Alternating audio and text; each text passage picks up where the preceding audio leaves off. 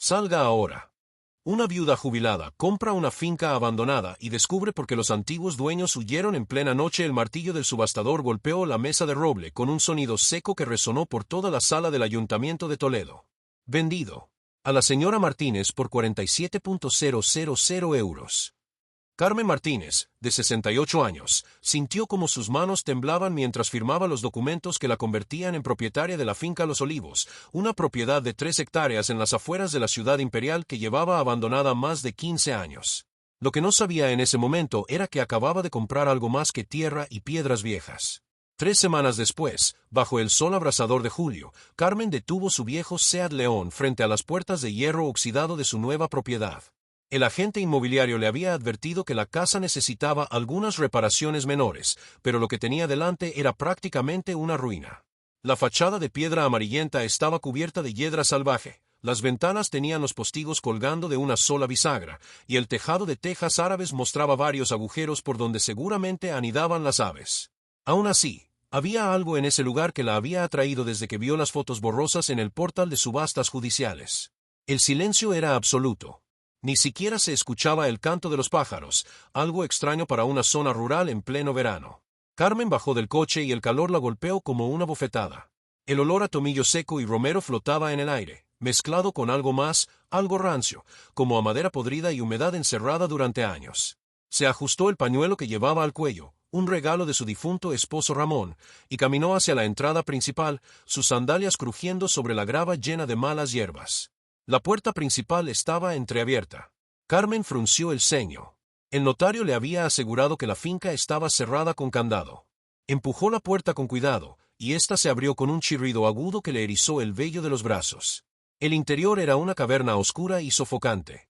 Sacó la linterna de su bolso y el haz de luz reveló un recibidor amplio con el suelo de baldosas hidráulicas agrietadas, paredes con el yeso descascarillado y una escalera de madera que subía hacia la planta superior. Todo estaba cubierto por una capa gruesa de polvo, excepto por las huellas recientes en el suelo. Carmen sintió como su corazón se aceleraba. Las huellas de pisadas eran claras, frescas, marcadas en el polvo como si alguien hubiera caminado por allí hace apenas unas horas. Eran grandes, probablemente de un hombre con botas de trabajo. Apuntaban hacia el interior de la casa, hacia el pasillo que conducía a lo que parecía ser la cocina. Ocupa, pensó inmediatamente. Toledo estaba llena de historias de gente ocupando casas abandonadas. Agarró su teléfono móvil con fuerza, lista para llamar a la Guardia Civil si era necesario, pero algo la detuvo. Curiosidad. Esa misma curiosidad que la había metido en problemas toda su vida. Siguió las huellas por el pasillo estrecho. Las paredes estaban decoradas con marcos vacíos, las fotografías habían desaparecido hacía tiempo, dejando solo rectángulos más claros donde la pintura no se había desteñido tanto. La cocina era enorme, con una chimenea de leña en una esquina y una mesa de madera maciza en el centro. Sobre la mesa había algo que hizo que Carmen se detuviera en seco, una taza de café todavía humeante. El vapor se elevaba en espirales perezosas hacia el techo manchado de humedad. A su lado, un plato con restos de pan y aceite de oliva. Alguien había estado allí hacía apenas minutos. «Hola». Carmen llamó con voz firme, aunque por dentro sentía como el miedo comenzaba a trepar por su columna vertebral. «Esta es mi propiedad. Soy la nueva dueña. Si hay alguien aquí, debe salir inmediatamente». El silencio fue la única respuesta. Pero no era un silencio normal. Era denso, expectante, como si la casa misma estuviera conteniendo la respiración. Carmen rodeó la mesa lentamente, su linterna iluminando cada rincón. Fue entonces cuando vio la puerta del sótano, entreabierta, con una luz tenue que parpadeaba desde abajo. Cada instinto en su cuerpo le gritaba que saliera de allí, que volviera al coche y llamara a las autoridades.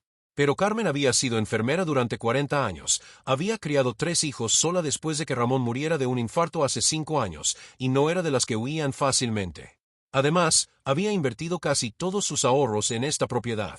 No iba a dejar que ningún intruso la asustara. Se acercó a la puerta del sótano y la abrió completamente. Una escalera de piedra descendía hacia la oscuridad, iluminada apenas por lo que parecía ser la luz de una vela o una lámpara de aceite. «He llamado a la policía», mintió Carmen con voz alta y clara. «Salga ahora o tendrá problemas graves». Comenzó a bajar los escalones con cuidado. El aire se volvía más frío con cada paso, y había un olor extraño, como a tierra mojada y algo metálico. Las paredes del sótano eran de piedra antigua, probablemente de la época medieval cuando Toledo era un punto estratégico entre cristianos y musulmanes. La luz provenía de una lámpara de queroseno colgada en la pared del fondo, junto a lo que parecía ser una puerta de madera reforzada con bandas de hierro.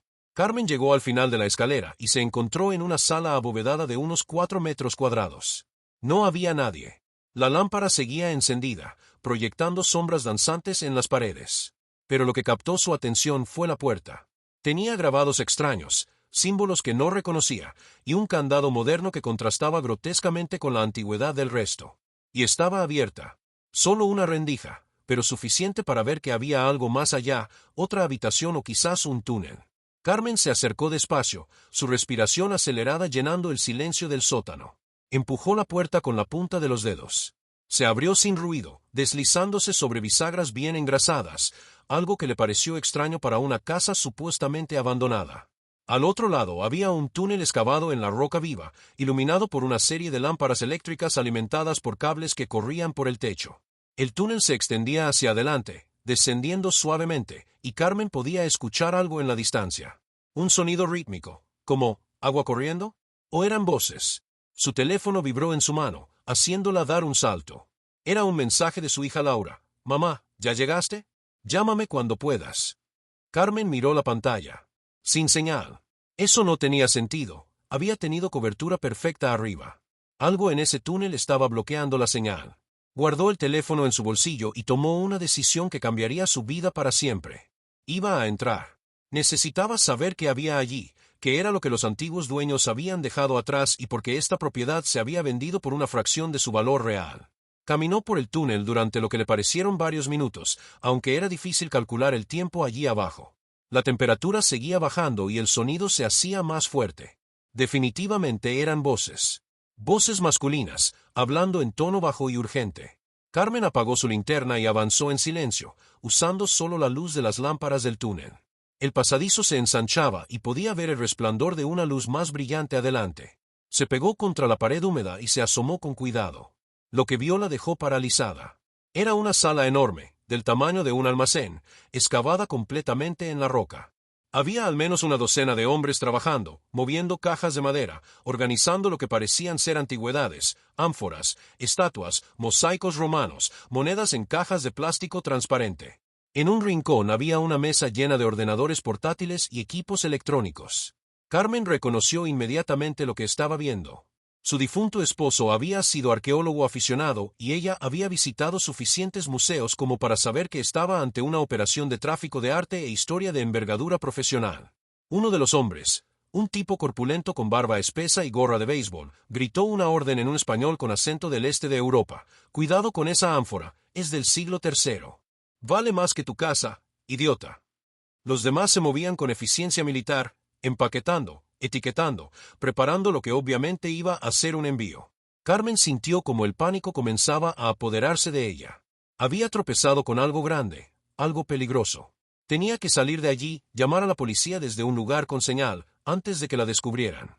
Se dio la vuelta con cuidado para regresar por el túnel, pero su sandalia golpeó una piedra suelta. El sonido, aunque pequeño, resonó en el silencio del túnel como un disparo. Las voces en la sala se detuvieron abruptamente. «¿Qué ha sido eso?», escuchó Carmen que preguntaba a alguien. «Ve a revisar el túnel. Ahora». El sonido de pasos pesados comenzó a acercarse rápidamente. Carmen corrió.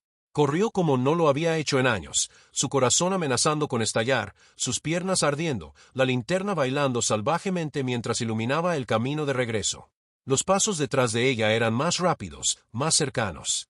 «¡Detente!», gritó una voz profunda con acento extranjero. «No tienes salida».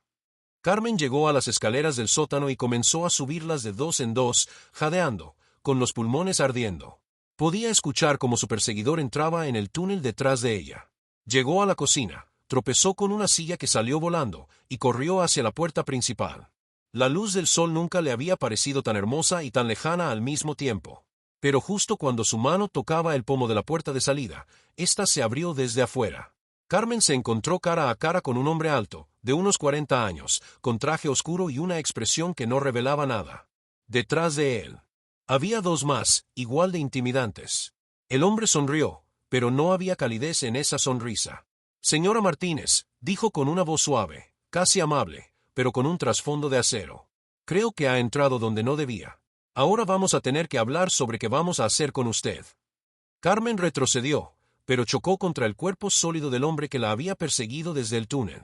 Estaba atrapada, completamente atrapada. Y mientras los hombres cerraban el círculo a su alrededor, solo pudo pensar en una cosa: nadie sabía dónde estaba exactamente. Su hija esperaba una llamada que nunca llegaría.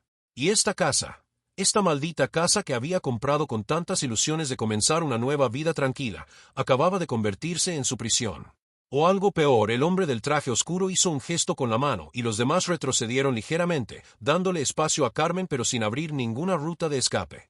Por favor, señora Martínez, siéntese, dijo señalando la silla volcada que ella había derribado en su carrera. Su español era perfecto, sin acento, probablemente madrileño. Sé que está asustada, pero créame cuando le digo que su nivel de miedo depende enteramente de cómo maneje los próximos 5 minutos. Carmen se quedó de pie, desafiante a pesar del terror que le helaba las venas. He llamado a la Guardia Civil antes de entrar. Saben exactamente dónde estoy. El hombre sonrió de nuevo, sacó su propio teléfono y le mostró la pantalla. Era una aplicación de rastreo de señales. No, no lo ha hecho. Hemos estado monitoreando todas las comunicaciones en un radio de 2 kilómetros desde hace 3 semanas. Nadie sabe que está aquí, excepto nosotros. Carmen sintió como sus piernas flaqueaban, pero se obligó a mantenerse firme. Durante 40 años había enfrentado situaciones de vida o muerte en urgencias hospitalarias. Había mantenido la calma cuando otros gritaban. Podía hacer esto. ¿Quiénes son ustedes?, preguntó con voz temblorosa pero clara. El hombre se quitó las gafas de sol, revelando unos ojos verdes sorprendentemente cálidos que contrastaban con la dureza de su postura. Mi nombre es Álvaro. Trabajo digamos que para personas que valoran mucho la historia española. Lo que ha visto abajo, señora Martínez, es una operación de recuperación patrimonial. Carmen soltó una risa amarga. ¿Recuperación? Eso es una red de tráfico ilegal de antigüedades. Soy vieja, no estúpida.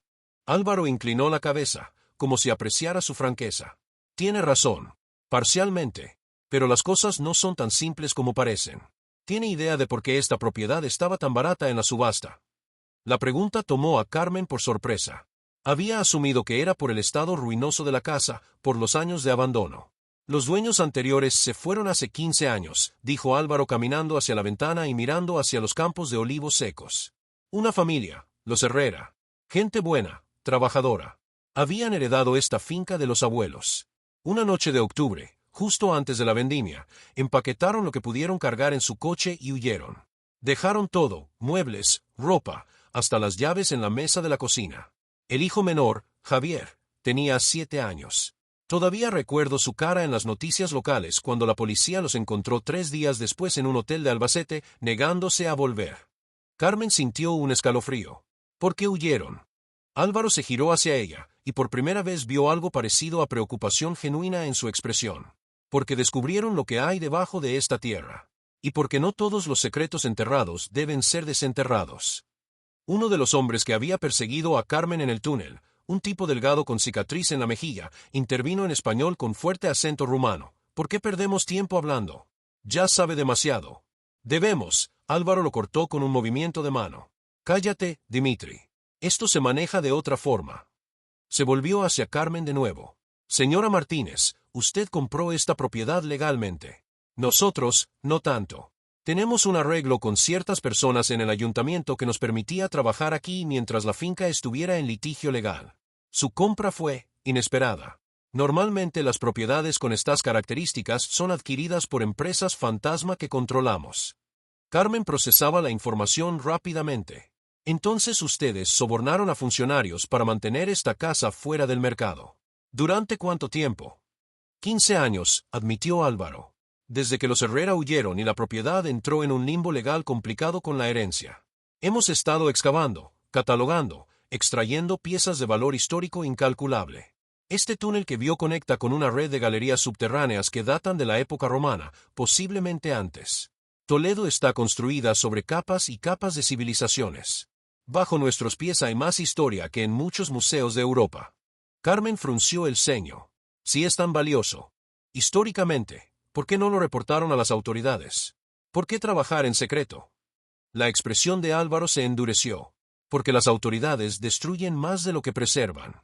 Porque los políticos usan los descubrimientos arqueológicos para sus campañas y luego los abandonan en almacenes donde se pudren.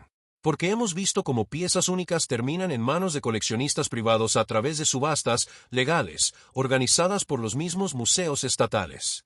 Al menos nosotros aseguramos que estas piezas vayan a coleccionistas que realmente las valoran y cuidan.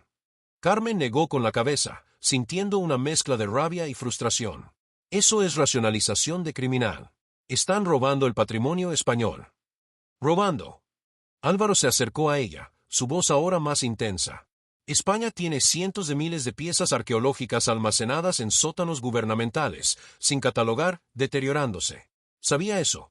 Hay mosaicos romanos usados como suelo de aparcamiento porque no hay presupuesto para excavarlos apropiadamente. Nosotros salvamos estas piezas, las preservamos, las documentamos. Y las venden al mejor postor, añadió Carmen con amargura. Álvaro no negó la acusación. Sí. Y con ese dinero financiamos más excavaciones, más recuperaciones. Es un ciclo. No es perfecto, pero funciona. El silencio se extendió entre ellos, tenso como una cuerda de guitarra a punto de romperse. Finalmente, Carmen habló. ¿Qué pasó realmente con la familia Herrera? ¿Por qué huyeron en medio de la noche? Álvaro intercambió una mirada con Dimitri antes de responder. El señor Herrera, Esteban, era un hombre curioso. Demasiado curioso. Encontró una entrada al sistema de túneles mientras reparaba los cimientos de la casa. Comenzó a explorar por su cuenta, sin equipo apropiado, sin conocimiento de las estructuras subterráneas. Una noche bajó más profundo de lo que debía. Cuando salió, 3 horas después, estaba. Álvaro hizo una pausa, buscando las palabras correctas. Estaba diferente. Decía cosas sin sentido. Hablaba de voces en las paredes, de sombras que se movían sin luz, de una puerta que no debía abrirse nunca. Su esposa lo llevó a un psiquiatra en Toledo. Le diagnosticaron un brote psicótico, posiblemente inducido por exposición a gases subterráneos. Gases.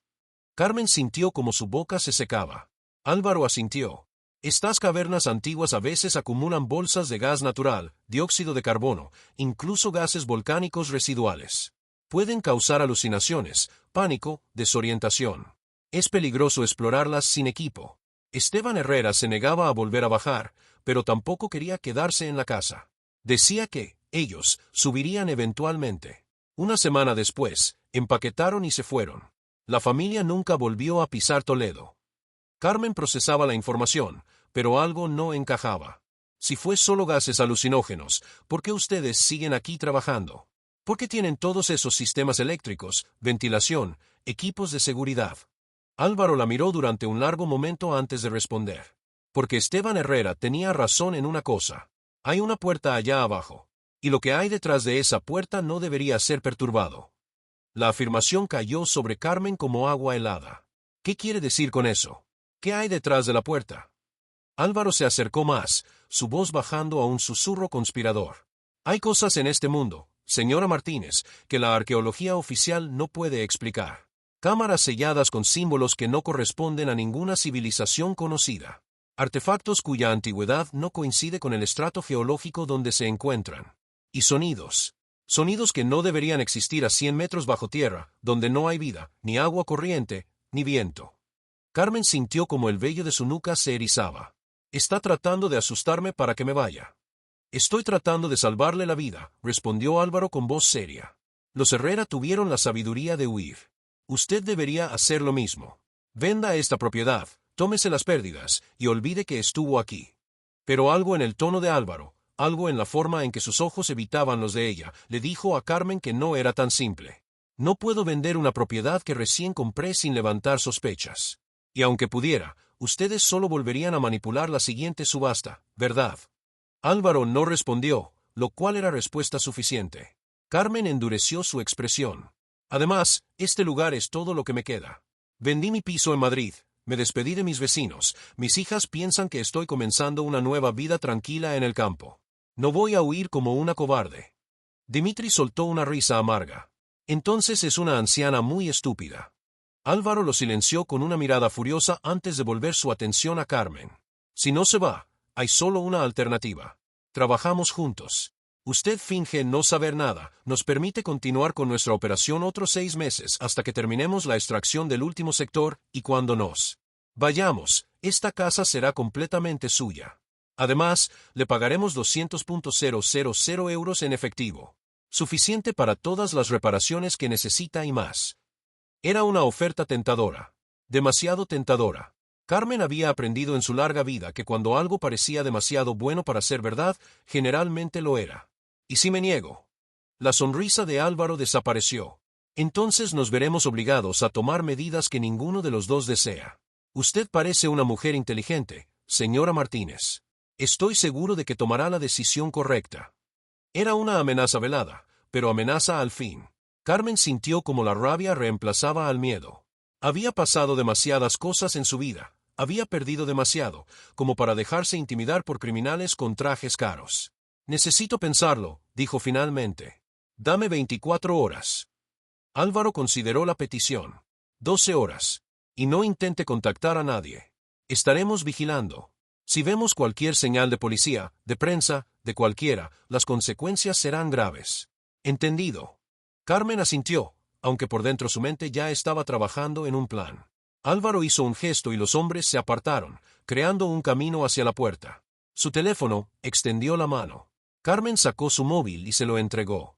Álvaro lo examinó rápidamente, verificó el historial de llamadas y mensajes, y se lo devolvió. Puede irse. Volveremos mañana al mediodía para su respuesta. Elija sabiamente, señora Martínez.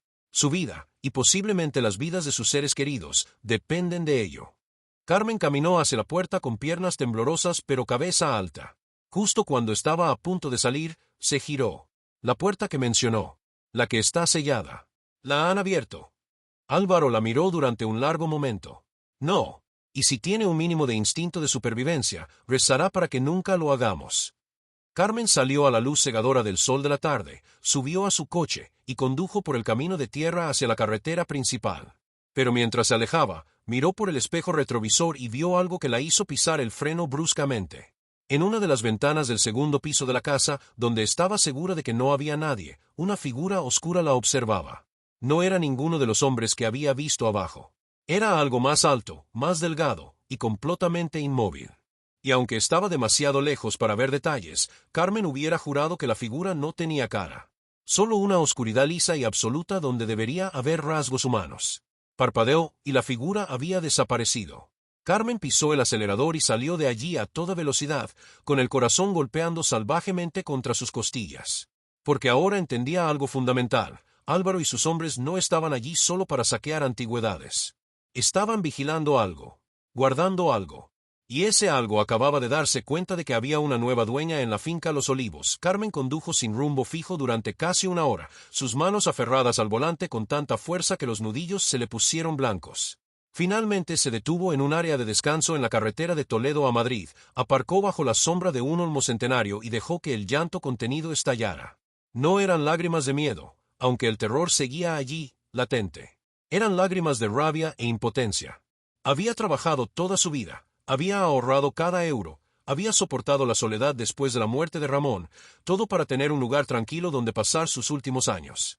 Y ahora ese sueño se había convertido en una pesadilla. Pero mientras las lágrimas corrían, algo dentro de ella se endureció. Carmen Martínez no era de las que se rendían. Nunca lo había sido. Sacó su teléfono, ignorando la advertencia de Álvaro, y llamó a la única persona en quien confiaba completamente para algo así. Diga. La voz al otro lado era ronca, con el acento inconfundible de Sevilla. Paco, soy Carmen. Necesito tu ayuda. Francisco Paco Delgado había sido detective de la Policía Nacional durante 30 años antes de retirarse. Había sido paciente de Carmen en 2 ocasiones, una por una úlcera perforada y otra por un infarto menor, y entre vendajes y sueros habían forjado una amistad improbable. Paco ahora trabajaba como investigador privado desde su oficina en Sevilla, principalmente casos de infidelidades y fraudes de seguros, pero Carmen sabía que mantenía contactos en todas las ramas de las fuerzas de seguridad españolas. Le contó todo, la subasta, la casa abandonada, el túnel, los hombres, la operación de tráfico de antigüedades, la amenaza velada. Todo excepto la figura sin rostro en la ventana. Eso sonaba demasiado descabellado incluso para ella. Paco escuchó en silencio hasta que Carmen terminó. Luego suspiró pesadamente. Joder, Carmen. Te metes en cada lío. Mira, lo que describes suena a una operación profesional, probablemente con conexiones internacionales. No son simples ladrones de tumbas. Si tienen sistemas de bloqueo de señal, vigilancia electrónica y sobornos en el ayuntamiento, estamos hablando de crimen organizado con estructura. ¿Qué hago entonces?, preguntó Carmen, sintiendo como la esperanza comenzaba a desvanecerse. Me rindo. Les dejo mi casa. No, respondió Paco firmemente. Pero tampoco puedes ir a la Guardia Civil directamente. Si hay funcionarios corruptos involucrados, no sabemos hasta dónde llega la red.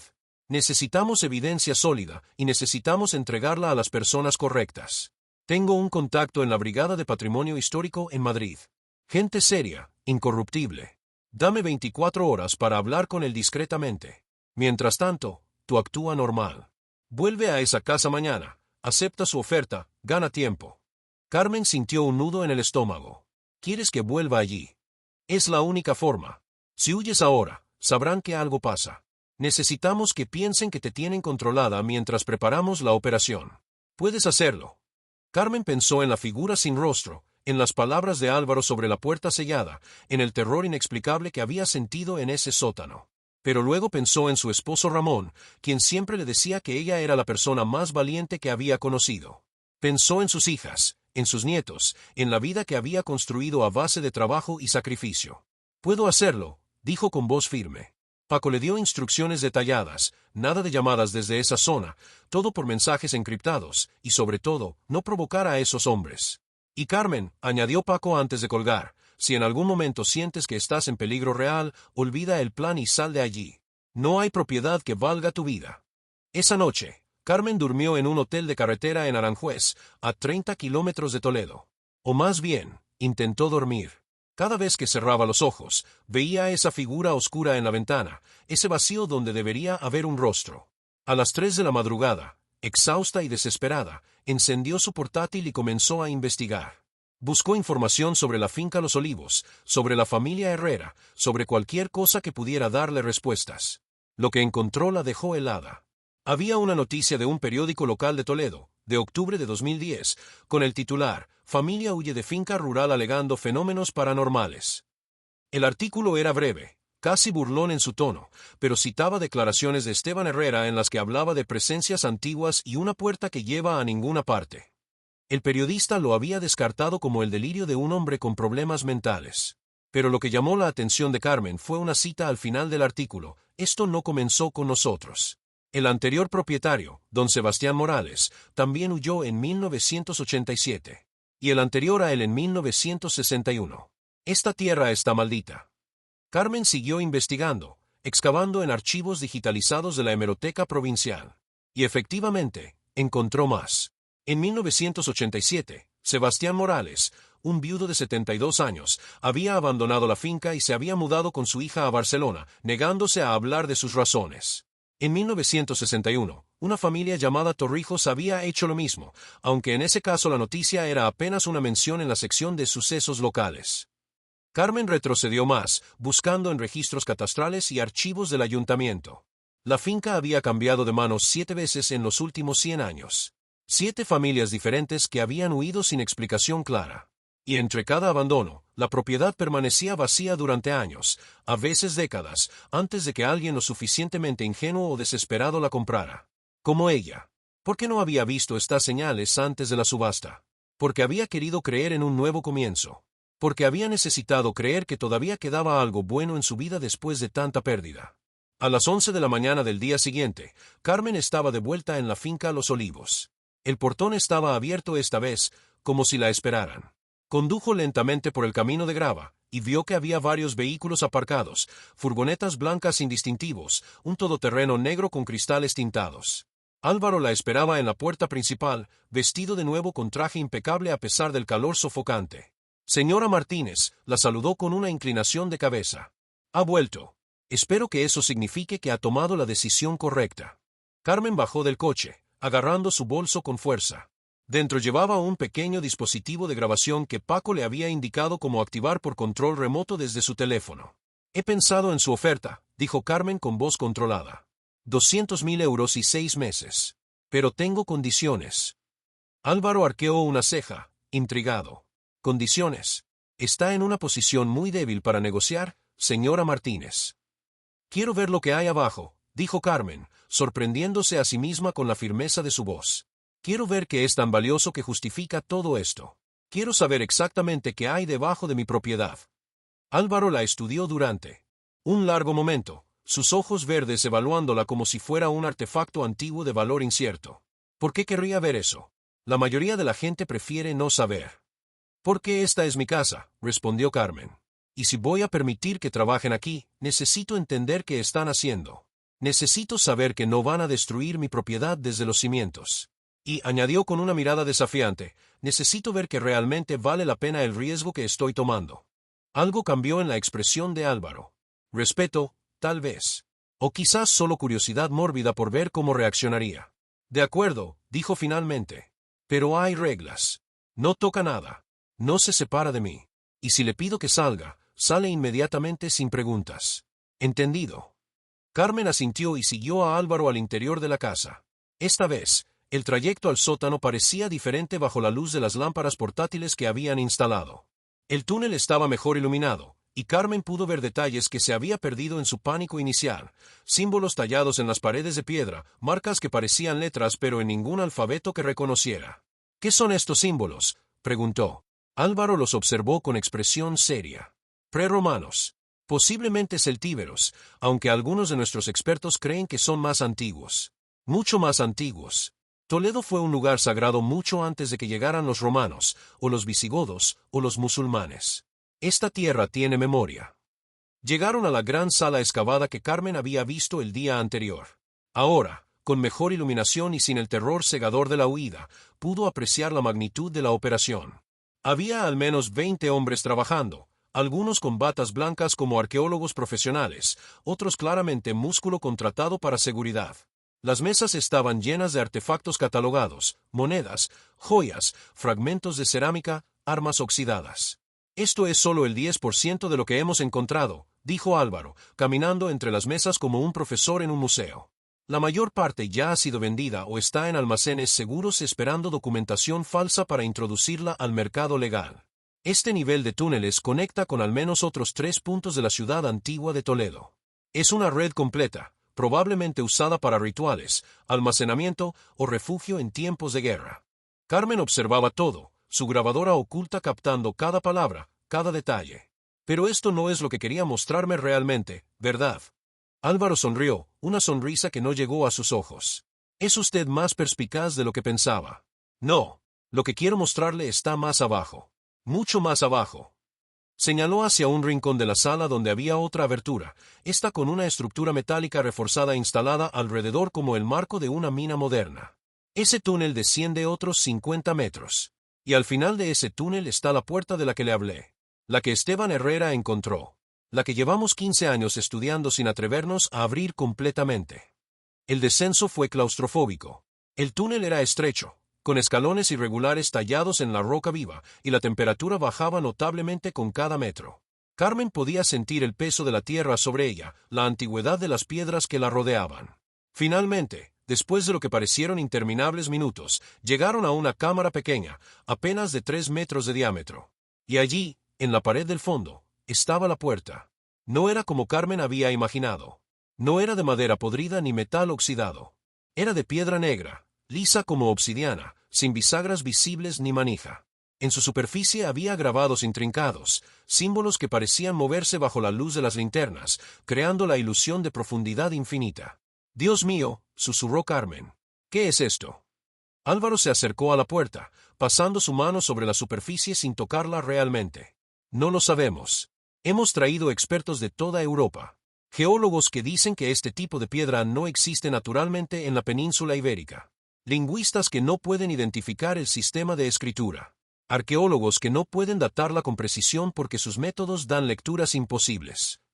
«¿Qué tipo de lecturas imposibles?», preguntó Carmen, sintiendo como el vello de su nuca se erizaba.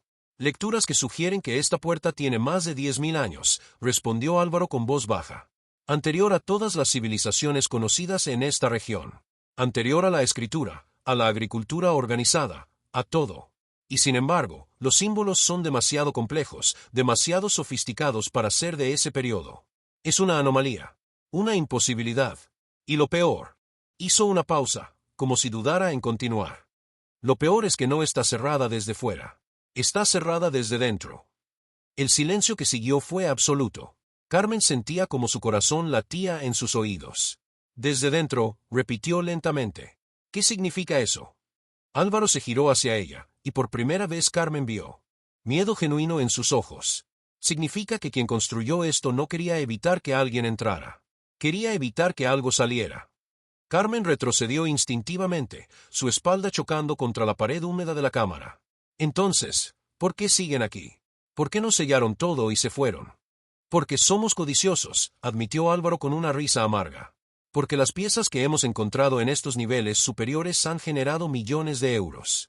Porque nos hemos convencido de que los símbolos, los relatos de los antiguos propietarios, el miedo, todo es superstición. Gases alucinógenos, como le dije. Pero la verdad. Se acercó más a Carmen, su voz apenas un susurro. La verdad es que yo mismo he escuchado cosas. Sonidos que vienen de detrás de esa puerta. No siempre. A veces pasan semanas sin nada. Pero otras veces, especialmente en las noches sin luna, se escucha algo. Como un canto. O un llanto. O ambos al mismo tiempo. Y cuando eso sucede, incluso los hombres más duros de mi equipo se niegan a bajar aquí. En ese momento, como invocado por las palabras de Álvaro, un sonido resonó en la cámara. No venía del túnel por el que habían llegado. Venía de la puerta de piedra negra. Era bajo, profundo, vibrante, como un canto gutural en un idioma que nunca había sido diseñado para gargantas humanas. Carmen sintió como sus piernas flaqueaban. Álvaro había palidecido. Tenemos que irnos. Ahora. Agarró el brazo de Carmen y comenzaron a subir por el túnel con pasos apresurados. El sonido lo seguía, creciendo en volumen, ganando complejidad, como si múltiples voces se sumaran a un coro imposible. Cuando llegaron a la sala principal, varios de los trabajadores habían dejado lo que estaban haciendo y miraban hacia el túnel de descenso con expresiones de terror mal disimulado. Todos fuera, ordenó Álvaro. Protocolo rojo. Cierren este nivel y activen los sensores.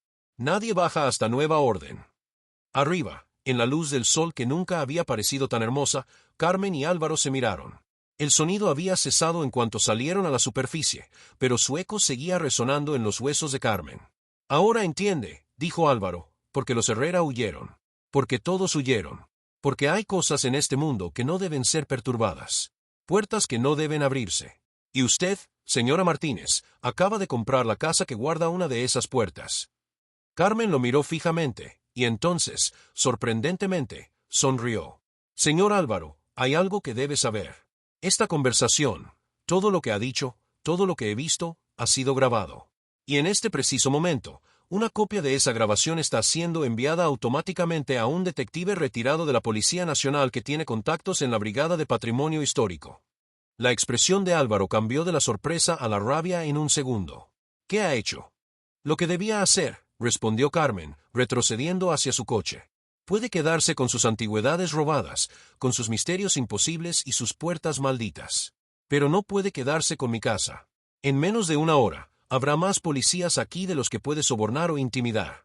Álvaro dio un paso hacia ella, pero Carmen sacó de su bolso un pequeño spray de pimienta. De un paso más y esto será lo último que vea claramente en un buen rato. Los hombres de Álvaro comenzaban a salir de la casa, alertados por el tono de la conversación. Pero antes de que pudieran rodearla, el sonido de sirenas comenzó a escucharse en la distancia. Álvaro maldijo en voz baja. Paco trabajó rápido, dijo Carmen con satisfacción. Y por si se lo pregunta, sí, les conté todo sobre sus sistemas de bloqueo de señal, sus vigilancias electrónicas, todo. Vinieron preparados. Las sirenas se acercaban rápidamente. Álvaro la miró con una mezcla de admiración y furia. Ha cometido un error, señora Martínez. Un error muy grave. No, respondió Carmen, subiendo a su coche. El error lo cometieron ustedes al subestimarme por ser una vieja. Yo enfrenté la muerte de mi esposo. Crié 3 hijos sola, salvé cientos de vidas en urgencias. No me asustan criminales con trajes caros. Pero mientras arrancaba el motor, miró hacia la casa una última vez. Y allí, en la misma ventana del segundo piso donde había visto la figura el día anterior, había algo. No era uno de los hombres de Álvaro. Era la misma presencia oscura, la misma ausencia de rostro, pero ahora podía ver más detalles. Era imposiblemente alta, quizás 3 metros, y su forma se retorcía y ondulaba como si no fuera completamente sólida. Y mientras Carmen la miraba, horrorizada y fascinada al mismo tiempo, la cosa levantó algo que podría haber sido un brazo. Y señaló directamente hacia ella. En ese momento, Carmen entendió la verdad terrible. No importaba que Álvaro y sus hombres fueran arrestados. No importaba que cerraran la operación de tráfico de antigüedades. Porque lo que vivía debajo de esa casa, lo que esperaba detrás de esa puerta de piedra negra, ahora, sabía de su existencia. Y había esperado miles de años. Podía esperar un poco más. Los coches de la Guardia Civil irrumpieron en la finca como un enjambre. Carmen vio cómo arrestaban a Álvaro y a sus hombres, cómo precintaban la casa, cómo comenzaban a documentar la escena del crimen. Paco llegó media hora después, abrazó a Carmen y la felicitó por su valentía. Las autoridades le aseguraron que recuperaría su propiedad una vez terminara la investigación, que incluso podría recibir una compensación del Estado por lo que había sufrido. Pero mientras todos hablaban y se felicitaban, Carmen no podía dejar de pensar en esa figura en la ventana, en el canto que venía de detrás de la puerta, en las 7 familias que habían huido antes que ella. Esa noche, desde la seguridad de un hotel en Madrid, Carmen tomó una decisión. Al día siguiente iría al banco, pediría un préstamo y mandaría a construir un muro de hormigón sellando completamente el sótano de la finca Los Olivos. Luego llenaría el hueco con toneladas de cemento. Y finalmente, vendería la propiedad a cualquier precio, sin importar las pérdidas. Porque había algunas verdades que Carmen Martínez, enfermera jubilada de 68 años, valiente pero no estúpida, había aprendido en su vida. No todas las puertas deben abrirse. No todos los secretos deben desenterrarse. Y algunas casas, sin importar cuán baratas sean, tienen un precio que nadie debería pagar. 6 meses después, un joven matrimonio de Barcelona compró la finca Los Olivos. Los agentes inmobiliarios les aseguraron que era una ganga increíble. Carmen se enteró por los periódicos. Y aunque intentó contactarlos, advertirles, nunca respondieron sus llamadas. Solo pudo rezar para que, a diferencia de ella, nunca sintieran curiosidad por el sótano sellado. Por la puerta de piedra negra que esperaba en la oscuridad. Por lo que cantaba en un idioma anterior al tiempo, esperando pacientemente a que alguien, algún día, fuera lo suficientemente tonto o curioso como para abrirla completamente. Porque algunas historias nunca terminan realmente. Solo esperan al siguiente capítulo, al siguiente dueño, a la siguiente víctima. ¿Qué te pareció esta historia? Si este relato te mantuvo en tensión hasta el último segundo, dale like y suscríbete al canal para más historias perturbadoras y llenas de misterio como esta. Queremos saber tu opinión. ¿Qué habrías hecho tú en el lugar de Carmen? ¿Crees que hizo bien en sellar el sótano y vender la propiedad? ¿Qué crees que realmente hay detrás de esa puerta de piedra negra? Y una pregunta especial. ¿Desde qué ciudad de España nos estás viendo? Escribe en los comentarios si eres de Madrid, Barcelona, Sevilla, Valencia, Bilbao, o cualquier otro rincón de nuestro país. Queremos saber dónde está nuestra comunidad. No olvides compartir este video con alguien que ame las historias de terror y misterio. Y recuerda, a veces, las mejores gangas esconden los peores secretos. Nos vemos en la próxima historia, si te atreves a volver.